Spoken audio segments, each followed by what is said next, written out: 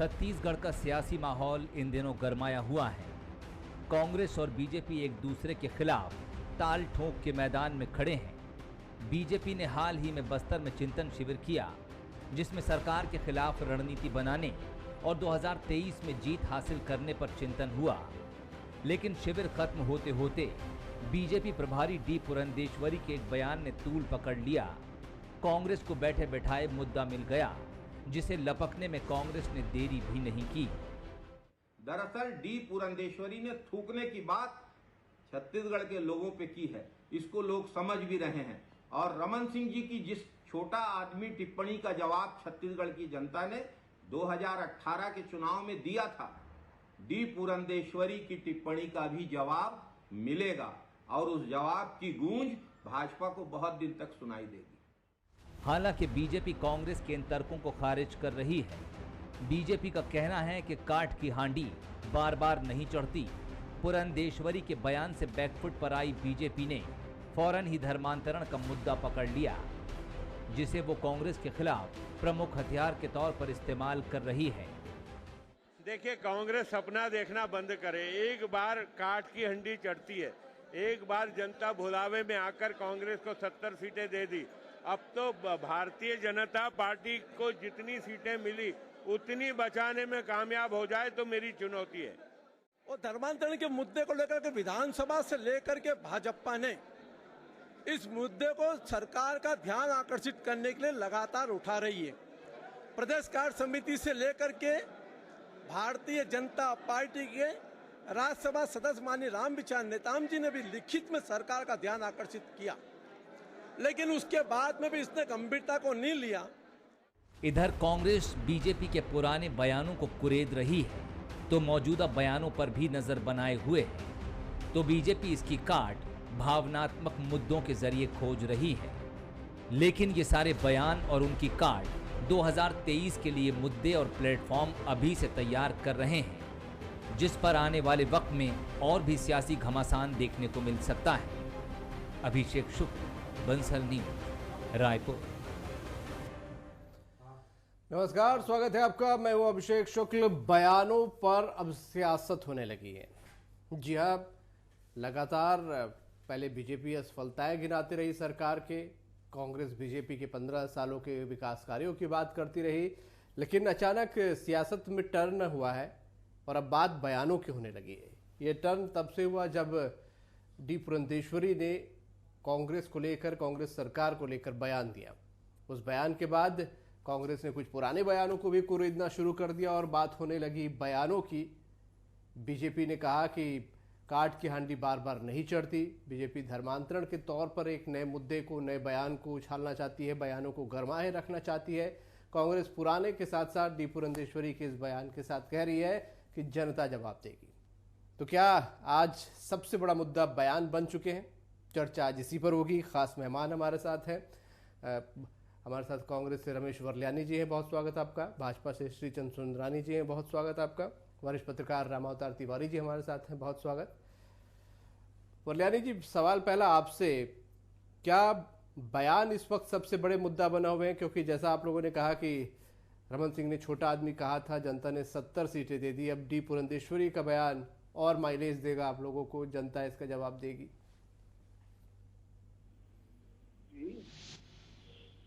ये भारतीय जनता पार्टी के प्रभारी महामंत्री ने जो बयान दिया है कि भारतीय जनता पार्टी के कार्यकर्ता केवल थूक देंगे तो सरकार बन जाएगी, यानी इतना घिनौना, तो इतना निचले स्तर का बयान मैं सोचता हूं कि इतिहास पे खोजने पर नहीं मिलेगा। और ये बयान केवल कांग्रेस पार्टी का अपमान नहीं है। कांग्रेस पार्टी को जिन लोगों ने जनादेश दिया है उसमें किसान भी हैं, मजदूर भी हैं, युवा भी हैं, व्यापारी भी हैं, समाज का हर वर्ग है। उस जनादेश का अपमान किया है और इस जनादेश के अपमान को यहाँ की जनता 2023 में इसका जवाब जरूर देगी। दुर्भाग्य ये है कि आज तक उन्होंने अपने बयान के लिए माफी तक मांगना जरूरी नहीं समझा। इससे उनकी मानसिकता प्रकट होती है कि उनके मन में सत्ता के लिए कितनी तड़प है और जो सत्ता पे लाने वाले आम मतदाता हैं उनके प्रति कितनी नफरत है, ये उनकी सोच को दिखाता है। ये छत्तीसगढ़ के किसानों का, क्योंकि यहाँ के मुख्यमंत्री किसान परिवार से आते हैं, उनके लिए चिंता ये भी है कि किसान नेता होना अपने आप में उनके लिए चुनौती है। तो दोनों बातें इस तरह जो जुड़ गई हैं, उसको यहाँ का छत्तीसगढ़ का किसान, यहाँ का ओबीसी, यहाँ का आदिवासी, यहाँ का अनुसूचित जाति के लोग, यहाँ के आम आदमी के लोग, इन्होंने इसको अपने आप में अपमानित महसूस किया है और इस अपमान का बदला 2003 में लेंगे। लेकिन ये मुद्दा तो अब ठीक है, सुंदरानी जी से मैं एक टिप्पणी ले लेता हूँ। सुंदरानी जी, कामकाज की बात अब तक होती थी, 2.5 साल से ज्यादा हो चुके हैं। आप लोग कामकाज को लेकर चर्चा करते थे, कांग्रेस आप लोगों के पिछले 15 सालों के कामकाज की चर्चा होती थी, अचानक पूरी सियासत बयानों पर कैसे आ गई है? सुंदरानी जी। आदरणीय अभिषेक जी, भारतीय जनता पार्टी बयानों की राजनीति नहीं करती। भारतीय जनता पार्टी की नेता डी पुरंदेश्वरी जी ने, जो प्रभारी है हमारी, जो बयान दिया, मैं उस व्याख्या में नहीं जाऊंगा, लेकिन हम तो पिछले 2.5 साल की विफलताओं को जनता के बीच में रख रहे हैं। जिस प्रकार से धर्मांतरण के मामले में थाने में रिपोर्ट की जाती है, एसपी को आवेदन दिया जाता है, उसके बाद धर्मांतरण के मुद्दे पे कार्रवाई नहीं होती, धर्मांतरण करने वालों के पक्ष में कार्रवाई होती है, हमारे लोगों के खिलाफ कार्रवाई होती है। एफआईआर दर्ज होना चाहिए धर्मांतरण कराने वालों के खिलाफ। हलफनामा देकर एक यादव परिवार ये कह रहा है कि प्रलोभन देके धर्मांतरण कराया जा रहा है। थानों में एफआईआर नहीं लिखी जाती, 4 बेलेबल धाराएं लगाई जाती हमारे लोगों के ऊपर, लेकिन रातों रात वो बदल जाता है, 4 अन्य धाराएं लगाई जाती, शासकीय कार्य में बाधा पहुंचाने का एक धारा लगाई जाती है। सुंदरानी जी, बयान की राजनीति नहीं करती भाजपा, आप बोल रहे हैं, जबकि भाजपा तो बयानों को पकड़ने में बड़ी माहिर मानी जाती है। केंद्र में सरकार ही आप लोगों की, कई लोगों के बयानों की वजह से। देखिए, ये विफलता कांग्रेस पार्टी की है। अगर कांग्रेस पार्टी की विफलताओं को छुपाने के लिए डी पुरंदेश्वरी जी के बयान का हवाला देके जनता को गुमराह करना चाहेंगे तो हम हाथ में हाथ थोड़ी धरे बैठेंगे। ये तो जवाब देना, क्यों नहीं धर्मांतरण के खिलाफ एफआईआर दर्ज की जा रही है? माननीय मुख्यमंत्री जी कहते हैं ना कि हमारे पास किसी थाने में एफआईआर नहीं है। जब हम थाने में एफआईआर करने गए धर्मांतरण के खिलाफ करने वालों के, खुलेआम वीडियो पे मीडिया से बात करते हुए धर्मांतरण कराने वाले लोग ये कहते हैं कि हमें अधिकार है धर्मांतरण कराने का, हम धर्मांतरण कराएंगे, उनके खिलाफ एफआईआर दर्ज नहीं होती। जो लोग शिकायत करने जाते हैं धर्मांतरण के खिलाफ, चलिए बयान आप भी यहाँ पर पकड़ रहे हैं, मैं राम अवतार जी की भी टिप्पणी लेता हूँ यहाँ पर, फिर आप लोगों के पास आता हूँ, चर्चा को आगे बढ़ाता हूँ। राम अवतार जी, बयान कांग्रेस भी पकड़ रही है, बीजेपी भी पकड़ रही है, हालांकि बीजेपी घुमा कर धर्मांतरण के जरिए पकड़ रही है। क्या वाकई अभी तक दोनों दल जो एक दूसरे के कामकाज पर सवाल उठाया करते थे, वो अब धीरे धीरे जैसे जैसे चुनाव की ओर जा रहे हैं, बयान के जरिए आमने सामने आने लगे? देखिए, बेहद दुखद पूर्ण बात है कि राजनेता जो है बयानों में ही छाए रहना चाहते हैं, जबकि जो आदमी बोलता है उससे उसका व्यक्तित्व, उसकी सोच, उसकी विचारधारा और उसके जो सब चीज जो रहता है वो बोलने पर रहता है। तो आपकी जबान की कीमत है कि नहीं है? दिनों दिन जिस तरह से राजनीतिक दलों के बीच बयान देकर सुर्खियों पाने की एक होड़ लग गई है, उससे राजनीतिक दलों के नेताओं के भी प्रति लोगों की आस्था कम हो रही है और ऐसे बयानों से नेताओं के बीच, पार्टियों के बीच आम जनता का जो है जिस तरह से इमेज बनना चाहिए वो इमेज न बनकर जिस तरह बयान देकर अटल बिहारी वाजपेयी जी छा गए थे, या अन्य लोग जो अच्छे बात करते हैं, अच्छी विचारधारा के साथ और तथ्यात्मक बात करते हैं और जनता के हितों की बात करते हैं, ना ही अपनी पार्टी, ना ही अपना व्यक्तिगत फायदा, इसको छोड़कर आप अपने उस जनता के लिए चुने गए हैं जो लोकतंत्र में एक बनाई गई है अवधारणा, उस अवधारणा के तहत आप अगर सारगर्भित तरीके से भी बात करेंगे तो जनता आपकी बात सुनेगी। उस जनता की लड़ाई को लड़िए, उस जनता के हितों की बात करिए, बहुत जोरदार तरीके से कहिए, बहुत शालीनता से कहिए बात, जैसे वल्याणी जी और श्रीचंद सुधानी जी बोलते हैं। तो उनके प्रति लोगों की एक वो है कि ये लोग बदमाश किस्म के नहीं हैं, या ये स्वार्थों की राजनीति नहीं करते। तो इससे हटकर जो राजनीतिक दल जनता के लिए काम करें, जनता के मुद्दे उठाएं, सार्वजनिक तरीके से उठाएं, या बयानबाजियों से आजकल एक नई सुर्खियां मिलती है, खासकर इलेक्ट्रॉनिक मीडिया में, प्रिंट मीडिया में, और एक इस तरह से हो हुल्लड़ का एक नया ब्रिगेड तैयार हो रहा है इससे कि इसी तरह करने से हम सुर्खियां पा जाते हैं, बहुत जल्दी सुर्खियां मिलती है और आम जनता का कोई फायदा नहीं होता, आम आदमी का फायदा नहीं हो रहा है। और जो लोग आपको देखते हैं वो लोग आपको एक आदर्श मानते हैं, तो क्या आदर्श स्थिति ऐसी होनी चाहिए? ये एक गंभीर चिंतन का विषय है और वाकई, लेकिन राजनीतिक दल है वरल्यानी जी, क्या ये आजमाया हुआ नुस्खा भी रहता है?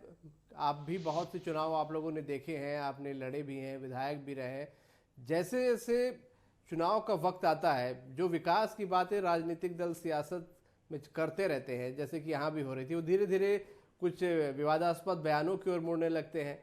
क्या ये मुद्दे वाकई वोट खींचने के लिए होते हैं या वाकई जनता को प्रभावित करते हैं? वरल्यानी जी। देखिए अभिषेक जी, देश का दुर्भाग्य है कि जो जनता के असली मुद्दे हैं जी, यानी नरेंद्र मोदी जी ने कहा था 2014 में, अच्छे दिनों के सपने दिखाए थे कि 2 करोड़ लोगों को हम रोजगार देंगे, महंगाई को कम करेंगे, विदेशों से काला धन लाएंगे, हर व्यक्ति के खाते में 15-15 लाख जमा कराएंगे। ये अच्छे दिन तो कभी आए नहीं। उल्टा कोरोना काल में जो स्थिति बिगड़ी है देश की अर्थव्यवस्था की और रोजगार की, किसी छुपा नहीं है। तो भारतीय जनता पार्टी बैकफुट पे आ रही है इन मुद्दों पर। तो इसलिए भारतीय जनता पार्टी का ट्रेंड रहा है कि मुद्दों से भटकाने के लिए भावनात्मक मुद्दे उठाए जाए, कभी हिंदू मुस्लिम, कभी लव विवाह, कभी गाय।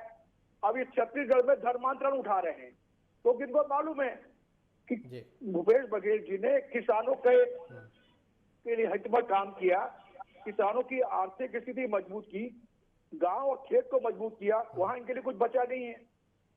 और जो बाकी घोषणाएं उनको भी हम पूरा करने की दिशा में जा रहे हैं। आदिवासी को हकों के लिए उन्होंने काम किया, महिला सहायता समूह के लोन का जो था वो माफ किया है। तो इनको ये परेशानी हो रही है कि ये सब मुद्दे के आधार पर तो कांग्रेस पार्टी सरकार लंबे समय तक राज करेगी। अब इन्होंने धर्मांतरण को पकड़ लिया, क्योंकि कोई मुद्दा ही नहीं है। अभी सुंदरानी जी कह रहे थे कि थाने में रिपोर्ट की कार्रवाई नहीं होती है। अरे आपने रिपोर्ट किया, उसकी जांच होगी कि आपको ये अधिकार है कि थाने में टीआई के कमरे में जाके उसके साथ मारपीट कर ले। यहाँ कानून का राज है, ये उत्तर प्रदेश का राज नहीं है कि योगी जी को जो मर्जी है किसी के खिलाफ राजद्रोह का मुकदमा ठोक दो और बंद कर दो। मोदी जी के खिलाफ असहमति का स्वर उठाइए, उसको राजद्रोह में बंद कर दीजिए। यहाँ कानून का राज चलता है। बयानों की राजनीति आप लोग करते हैं, भावनात्मक मुद्दे आप लोग उठाते हैं, ये सीधा आरोप है वरल्यानी जी का। अभिषेक जी, भावनात्मक मुद्दे, देखिए धर्मांतरण का मुद्दा भावनात्मक आप मान रहे हैं, लेकिन हकीकत में छत्तीसगढ़ की अस्मिता का मुद्दा है। छत्तीसगढ़ को हम नहीं बनने देंगे, केरल प्रांत नहीं बनने देंगे, असम, कई राज्यों में आज हिंदू अल्पसंख्यक में हो गए। ये धर्मांतरण के कारण लगातार धर्मांतरण छत्तीसगढ़ में हो रहा है। पिछले 2.5 साल से धर्मांतरण पूरे प्रदेश में बढ़ा है। भारतीय जनता पार्टी विधानसभा से लेकर सड़क से लेकर हर जगह पे इस मुद्दे को उठा रही है। थानों में FIR नहीं लिखी जाएगी, थानेदार को लाइन अटैच कर दिया जाएगा। जब वो अवेलेबल डीजल की महंगाई नहीं दिख रही है। आप पेट्रोल डीजल की बात भी अलग से एक डिबेट कर लेंगे पेट्रोल डीजल पे, लेकिन आप बताइए प्रदेश में जिस ढंग से धर्मांतरण बड़े पैमाने पे हो रहा है, अगर उसका जवाबदेही किसकी है? और एक खुलेआम ईसाई समाज के लोग, ईसाई समाज के लोग, सवाल में सुंदरानी जी सीधा सा आप लोगों से भी होगा, वो दिख नहीं दिख रहा है। ये बड़ा आरोप लगा रही है कांग्रेस की मुद्दों की कमी है आप लोगों के पास, इसलिए आप लोग भी भावनात्मक मुद्दे ढूंढ रहे हैं। देखिए अभिषेक जी, मैं एक बात वरल्यानी जी के आरोप को थोड़ा वरल्यानी जी चुप हो जाएं। 2014 से मोदी जी ने अच्छे दिन की शुरुआत की थी। अगर 9 करोड़ महिलाओं को उज्ज्वला कनेक्शन फ्री में देकर, क्या ये अच्छे दिनों की शुरुआत नहीं है? मुद्रा बैंक के माध्यम से 18 करोड़ नौजवानों को रोजगार देने का काम मोदी नहीं, जी ने उपलब्धियां किया है। मैं वरयानी जी और बात नहीं है। सुंदरानी जी, मैं दोनों से चाहूंगा कि हम उपलब्धियां ना गिनाएं। दोनों सरकारों के पास बहुत सारी उपलब्धियां हैं। हम तो आज जो मुद्दा है हमारे, हम बयानों को लेकर बात करें। सुंदरानी जी, अच्छे दिनों की शुरुआत नहीं है। सुंदरानी जी, उपलब्धियां ना गिनाएं। जनता जान रही है कौन सी सरकार कैसा काम कर रही है। हम तो अपने मुद्दे पे रहते हैं फिलहाल। आज यहाँ पर बयानों की हम बात कर रहे हैं, यहाँ पर जो अब तक आप लोग भी बात करते थे कि 2.5 साल में सरकार ने क्या किया क्या नहीं किया, वो चीजें बयानों में क्यों परिवर्तित हो रही है, वो चीजें भावनात्मक मुद्दों में जा रही है क्यों? क्या कांग्रेस का आरोप है कि कोई ठोस मुद्दा या कामकाज में कोई कमी नहीं निकाल पा रहे, इसलिए इन मुद्दों की ओर जा रहे हैं? देखिए अभिषेक जी, हमने लगातार 2.5 साल की विफलताओं को उठाया है। 2.5 साल की सरकार की विफलताओं को हमने जनता के बीच में रखा। जो वादे भूपेश बघेल जी की सरकार ने किए थे, वो एक भी वादा पूरा तो क्या वो मुद्दे आपको कमजोर लग रहे हैं जो धर्मांतरण प्रमुखता के साथ उठाया जा रहा है? लेकिन क्या धर्मांतरण की आग में, क्या अभिषेक जी धर्मांतरण की आग में छत्तीसगढ़ को ढकेला जा रहा है? तो क्या भारतीय जनता पार्टी हाथ में हाथ धरे बैठे? झांसी में जनता रह रही है, ये झांसे में नहीं आने वाली। सुंदरानी जी, वो तो वक्त बताएगा। वो तो जनता में 2.5 साल में इस सरकार का मोह समाप्त हो गया। पहले आप लोग 36,000 करोड़ रुपए का कर्ज लाद दिया छत्तीसगढ़ में। तो जनता अब जागरूक हो चुकी है, अब ये झांसे में नहीं आने वाली है। नहीं, निश्चित रूप से काट की अंडी एक बार करती है वरयानी जी, आदरणीय वरयानी जी, काट की अंडी एक बार करती है। वरयानी जी, आपसे भी मेरा सवाल है। किसान आंदोलन के जो आप अनदेखी कर रहे हो। वरयानी जी, आपसे जी, सुंदरानी जी, मैं एक सवाल वरयानी जी से कर लूं। वरयानी जी, आप लोग भी पहले भाजपा की पिछले 15 सालों की असफलताओं की कहानी कहते थे, लेकिन अब आप भी कह रहे हैं कि जैसे रमन सिंह ने छोटा आदमी कहा तो 70 सीटें मिली, अब डी पुरंदेश्वरी का बयान आप लोगों को आगे जीत दिलाएगा। वरयानी जी, आप भी तो बयान को ही पकड़ रहे हैं। हम तो चुनाव में जाएंगे अपने कामकाज को लेकर, जो हमने घोषणा पत्र में वायदे किए थे उसको हमने पूरा किया है, उसको लेके जाएंगे। लेकिन जो पुरंदेश्वरी जी ने यहाँ की छत्तीसगढ़ की अस्मिता पर जो हमला किया है, वो बोनस के रूप में हमको अभी की जो सीटें हैं उसको बढ़ा के मिलेगा। ये पुरंदेश्वरी जी का बयान छत्तीसगढ़ की अस्मिता पर हमला है, जनता इसका बदला लेगी और वो बोनस अंक हमको देगी, इसलिए इस इशू को हम उठा रहे हैं। ठीक है, ये भी भावनाओं से जुड़ा हुआ मुद्दा। राम अवतार जी, क्या हम इसे समझे ये ट्रेलर छत्तीसगढ़ में फिलहाल नजर आ रहा है, जो कि हम जिसका एक्सट्रीम रूप आने वाले समय में 2023 में देखेंगे? देखिए, राजनीतिक दल जो है सब चीज बहुत योजनाबद्ध तरीके से करते हैं और योजनाबद्ध तरीके जो जनता को दिखाना चाहते हैं, जिससे उनकी पार्टी को फायदा हो, जिससे सत्ता प्राप्ति के रास्ते तय होते हैं, इसी तरह की जुबानी जंग में उलझने की कोशिश करते हैं ताकि ये जनता के सामने ये तय हो, या जनता ये महसूस करे कि हमारी लड़ाई लड़ रहा है कोई पार्टी। तो आप पार्टी के सत्ता के प्राप्ति के अलग अलग तरीके हैं, उन तरीकों के तरह आप अपनी जबान को ले जाएंगे जिससे बहुत जल्दी सत्ता प्राप्त हो सकती हो, बहुत आसानी से भावनात्मक मुद्दे हो, जिस तरह से जो और तरीके हो सकते हो जिससे एकजुट हो सकते हैं उनके मत, ये सरकार के जिस तरह से जिन मुद्दों को जिस तरीके से विरोध करनी चाहिए उस तरह से विरोध ना करते हुए इस तरह के मुद्दे उठाए जाते हैं जिससे जनता जल्दी आकर्षित हो और उनको जल्दी वोट उनके तरफ ट्रांसफर हो। तो इस तरह से क्या वो बातें जनता के लिए फायदेमंद हैं या पार्टियों के लिए फायदेमंद हैं, ये जनता को भी विचार विमर्श करना चाहिए कि आए दिन गाहे बगाहे राजनीतिक दल के लोग ऐसे उटपटांग बातें क्यों कहते हैं, ऐसे अमर्यादित बातें क्यों कहते हैं, ऐसे बवंडर खड़ा करने की बात क्यों करते हैं। अब जनता को भी समझना चाहिए और उसके आधार पर निर्णय लेना चाहिए। ठीक, क्यों ऐसे जो पानी, बिजली, सड़क उसकी लड़ाई नहीं लड़ते, क्या उस तरह के मुद्दे क्या अखबार में नहीं आते हैं, इसलिए क्या टीवी चैनल में सुर्खियों नहीं बनते हैं, इसलिए वो बातें नहीं करते या मुद्दे नहीं उठाते, क्या ऐसे कारण है। जनता को भी समझना चाहिए कि राजनीतिक दल किस चालाकी से काम कर रहे हैं, क्या अपने स्वार्थ के लिए सब बातें कर रहे हैं, या वो जनता की जो लगातार जनता के लिए हम काम करते हैं बोलते हैं, तो जनता के लिए क्या काम कर रहे हैं क्या? ठीक, तो ये एक बड़ा विचार जनता को समझना चाहिए, जनता समझती भी है और इसी आधार पर वोट भी करती है। बहुत शुक्रिया आप सभी का इस चर्चा में शामिल होने के लिए। तो बयान इस वक्त एक बड़े मुद्दे बने हुए हैं। पिछले कई महीनों से हमने देखा कामकाज को लेकर बहस होती रही, लेकिन अब बहस हो रही है मुद्दों पर, बयानों पर, भावनात्मक बयानों पर, भावनात्मक मुद्दों पर।